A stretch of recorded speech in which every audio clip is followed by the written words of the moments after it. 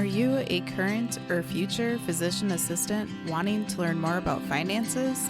Then join me on this journey to become a PA the FI way. Hi, my name is Kat, and I'm a practicing certified physician assistant who will be your host.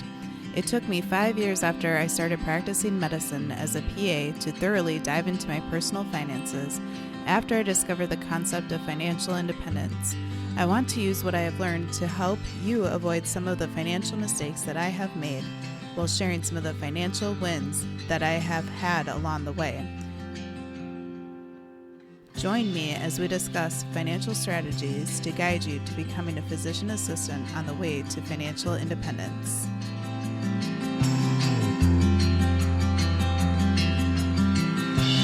Hey there, and welcome back to the PA the FI Way podcast. Thanks for coming back to take a listen to the show today.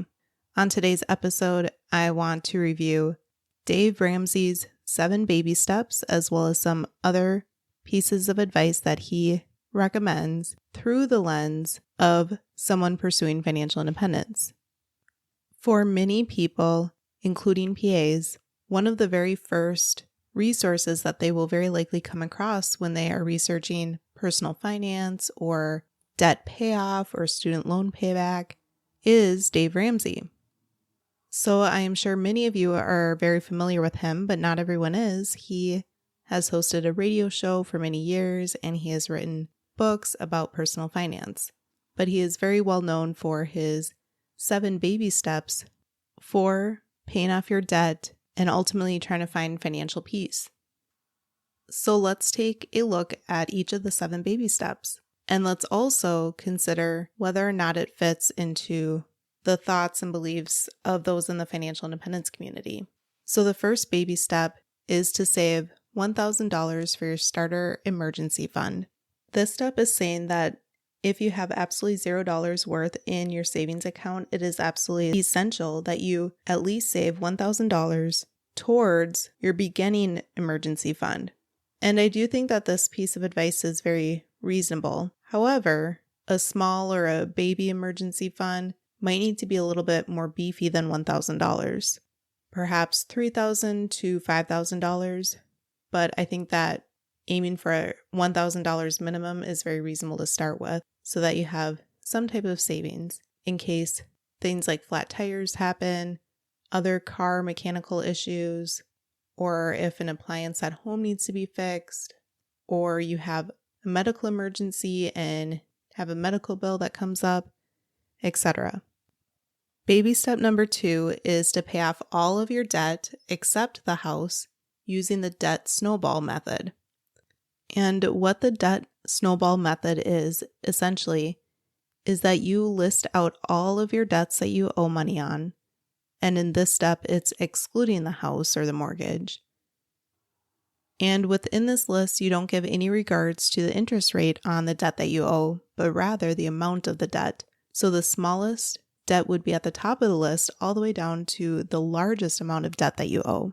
And with this method, you start at the top and you make minimum payments on the whole entire list of the debt that you owe, but you try to really maximize and push really hard to overpay on the top or the smallest amount of debt owed first. Once that first debt is paid off, then you go down to the next debt and you roll, hence the snowball, the amount of money that you were paying originally in the first amount down to the second amount. And again, keep trying to tackle your debt really hardcore by putting a lot of your funds towards the next debt. Again, you're paying on all of your debt with the minimum payment that you need to pay so you don't go into default or collections or anything like that. But the concept behind the snowball method is that it can give you psychological wins, meaning that you can feel well accomplished when you pay off one debt, even if it is smaller, and then the next debt, and it can keep you more motivated. The criticism of this method that those in the financial independence community have is that it really isn't the most mathematically sound way of paying off your debt, but rather the avalanche method, which is a different type of method, often saves you more money in the long term. So what the avalanche method is you do list out all of your debt again, but instead of putting the smallest amount of debt owed at the top, you put the largest interest rate of the debt at the top. So it doesn't really matter the amount of debt owed, but if you have debt that has an interest rate of, let's say, 20% if it's perhaps a credit card, depending upon the interest rate, or the next step down might be student loans that you might have at 8% or 10% or something like that, depending upon what type of student loan you have. You might have a automobile debt, etc. And although this method, you aren't paying off some of your debts very quickly at the beginning, so you don't get those quick psychological wins, overall you come out ahead financially because you save more money by paying less of that really high interest over the course of time. Baby step number 3 is to save 3 to 6 months of expenses in a fully funded emergency fund. And this step certainly is very reasonable. I think 3 to 6 months worth of expenses in a full emergency fund is a very good amount to aim for. Some people do feel more comfortable with more, perhaps 9 or 12 months or even longer. It just kind of depends upon what your risk aversion is. If you feel as though if you were to lose your job and or your spouse were to lose a job and you don't feel like you could get a job pretty quickly, perhaps you want a more fully funded emergency fund. However, having this step after paying off all of your debt probably isn't the best suggestion. It's probably more ideal to be working on paying off your debt and building your emergency fund, because that's what the purpose of emergency fund is. You might have an emergency that comes up and you might need to have several $1,000s, or might be off of work for a month or few months and you might need the money to sustain you. And then baby step number 4 is to invest 15% of your household income in retirement. I think that this amount of 15% is very respectable when you are starting to invest. However, if you are pursuing financial independence with the option to retire early, you probably want to invest more than 15% of your household income to try to get there in a shorter period of time.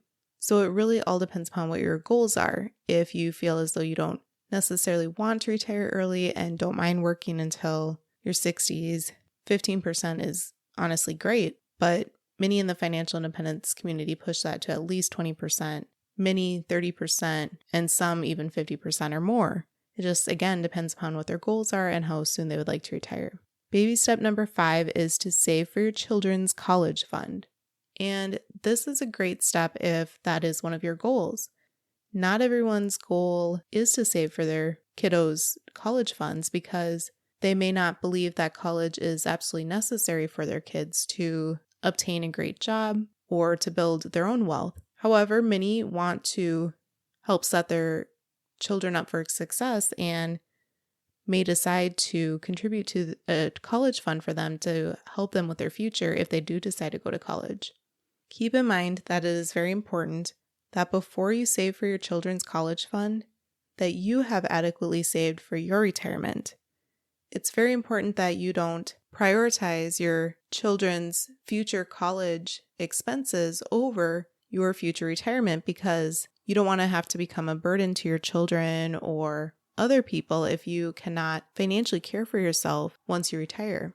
And then it also leads to the question, do you really feel as though your children need to go to college to get a good career? There are many careers nowadays that you can make well over 6 figures without ever having to go to college. So maybe you don't necessarily prioritize that, or maybe your children aren't necessarily the academic type where they don't really thrive in always studying and being in school and enjoy more hands-on learning instead, where a trade might be more beneficial for them and they wouldn't necessarily need a robust college fund.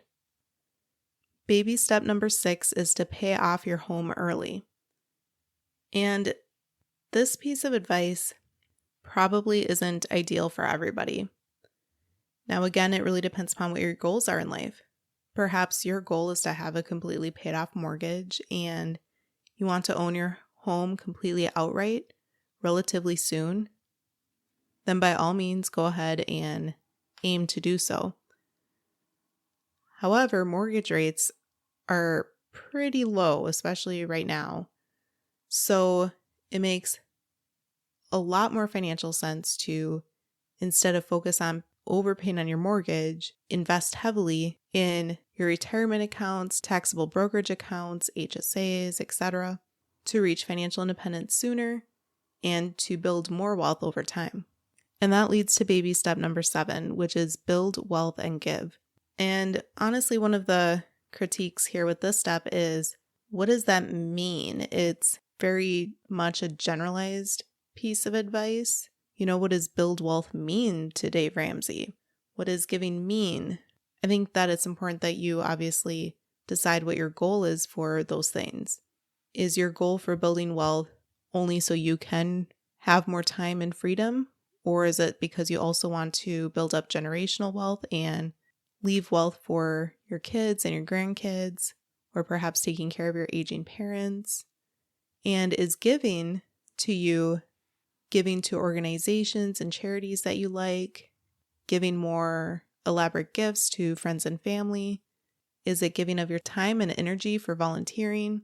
Is it giving more to your church if you tithe, etc.? So this is a great step, but it kind of leaves you hanging in the sense of, well, what do you mean by that?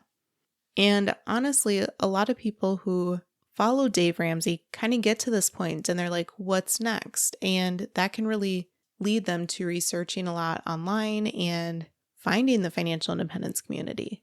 So I have heard that many in the financial independence community have previously been pretty hardcore Dave Ramsey followers, and then they sort of convert over to pursuing financial independence as the next step. So let's talk about a few other concerns or criticisms about some things that Dave Ramsey teaches. One is going back to baby step number 4, which is invest 15% of your household income in retirement.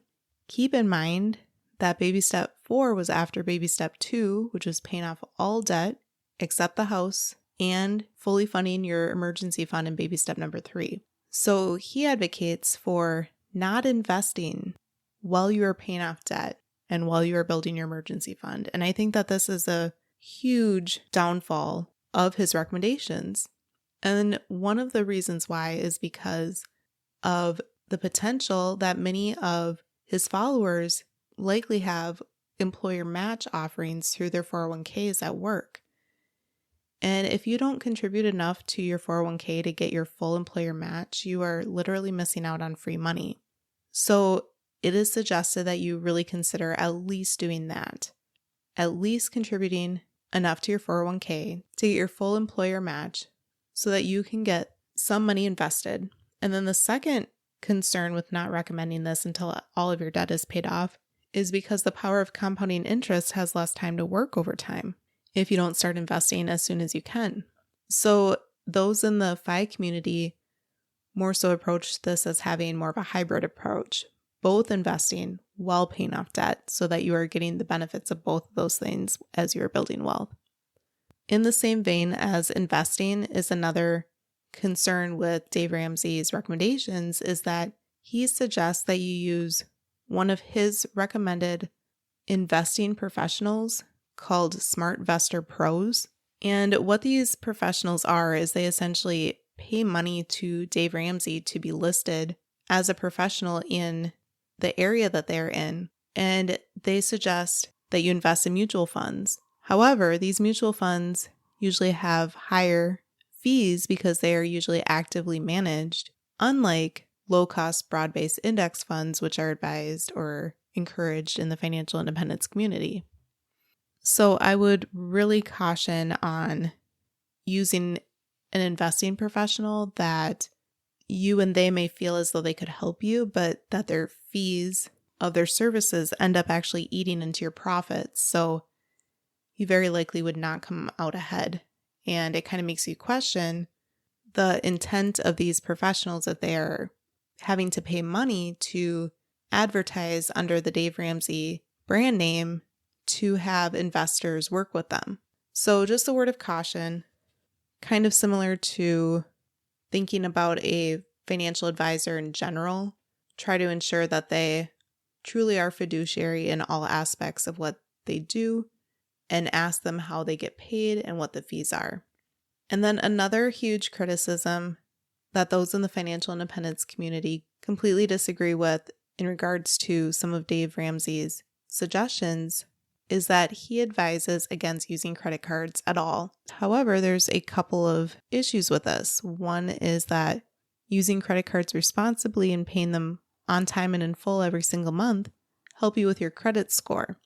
And he doesn't always think that you need a great credit score for different reasons, but a good credit score helps you in many areas in life. And if you are interested in a quick refresher, go ahead and take a listen back to episode 18, which talks about what your credit score is, why it is important, and how to boost your credit score.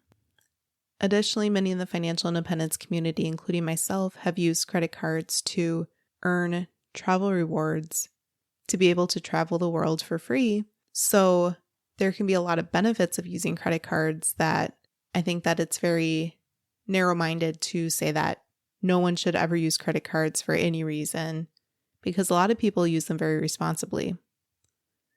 Take a listen to episodes 22 and 47 to hear more about travel hacking with credit cards if you would like to get travel rewards point and earn free travel that way.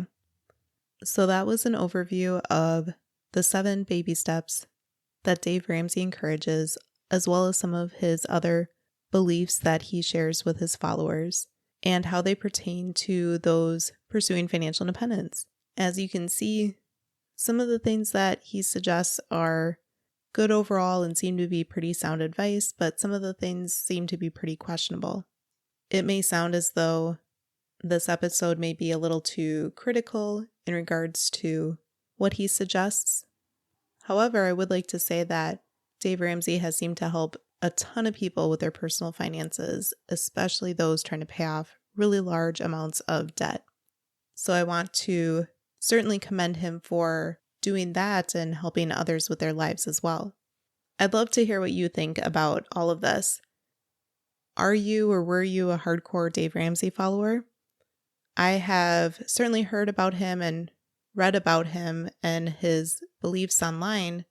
I've never read any of his books or listened to his radio show or anything like that, so I wouldn't say that I've necessarily followed his teachings for a long time by any means before I found the financial independence community.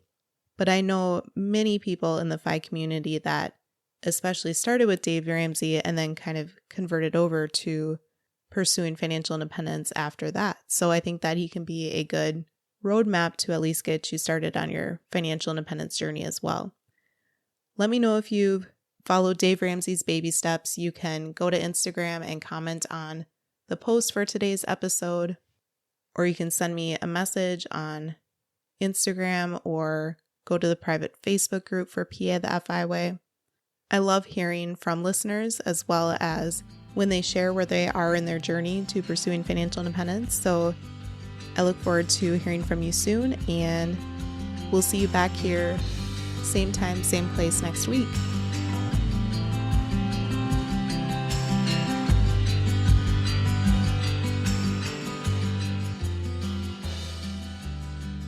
Thank you for tuning in, and I hope that you decide to continue to join me along this journey of becoming a PA the FI Way. Please take a moment to press the subscribe button on the platform that you are listening to this on, but more importantly, consider sharing with another current or future PA that could benefit from the information that we reviewed in this episode. Take care and have a great rest of your day. Until next time.